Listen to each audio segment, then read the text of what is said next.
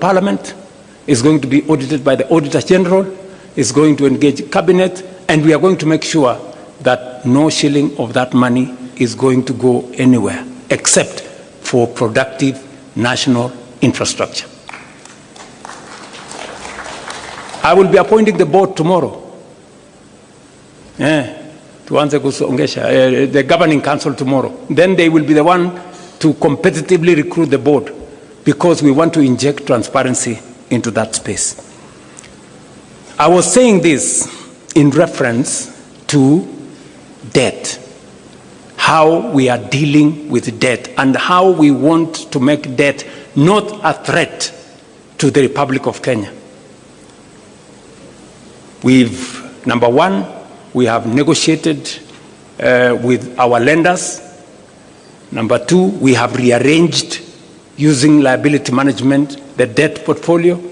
Number three, we are using different mechanisms to raise revenues for matters to do with the public infrastructure development. We are using private-public partnership. Finally, the Rironi-Mau Summit Road, we are not even investing money from the public. That is being built using private-public partnership. And that is how we are going to grow our country without putting too much burden on citizens on taxation or over borrowing from everywhere. So, national debt. So if anybody was doubting the commitment of the broad-based government or our commitment to the 10-point agenda, I have explained with clarity what we are doing, because we set up this exam ourselves. We wanted the highest standard for ourselves so that we can serve the Kenya people better. Let me go finally to one more issue, and that is the issue of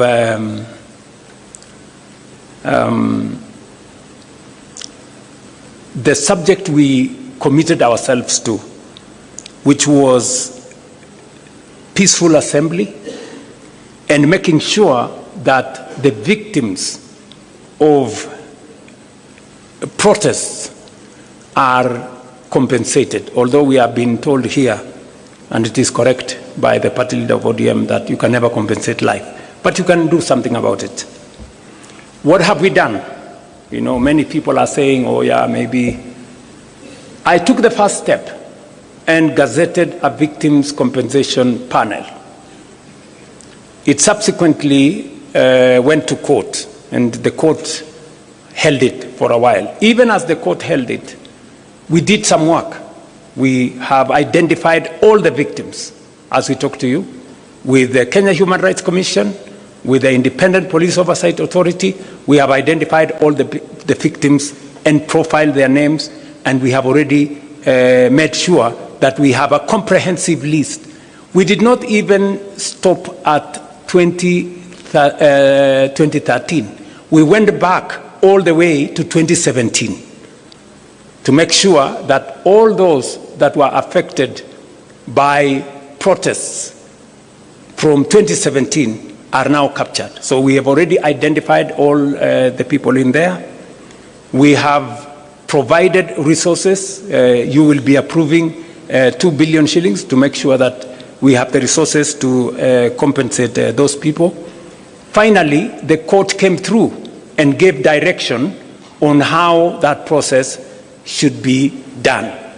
And last week, we now, in compliance with the decision of the court, last week we gazetted a panel, as was recommended by the court, to expedite this process. And it is our belief that unless something else happens, we should be able to conclude this exercise before June, so that we can all be in that space.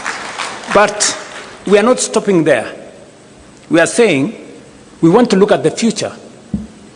And so I think it will be right for us in this PG to recommend that the Kenya Human Rights Commission propose a law to Parliament on protection of protesters.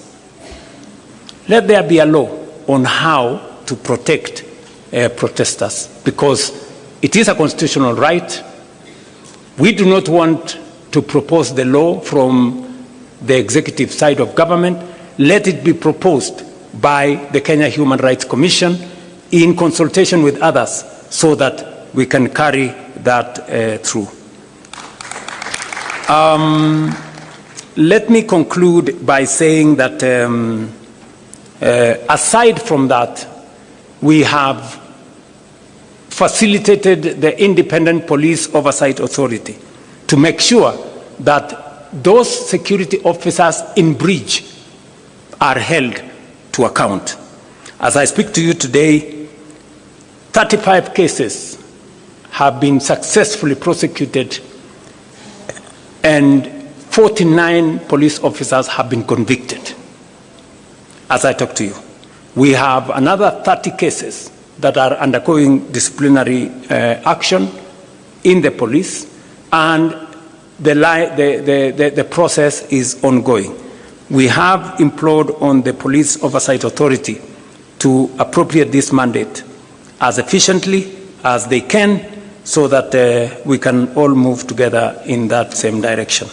On matters to do with the rule of law, I think it was explained to us here with a lot of clarity.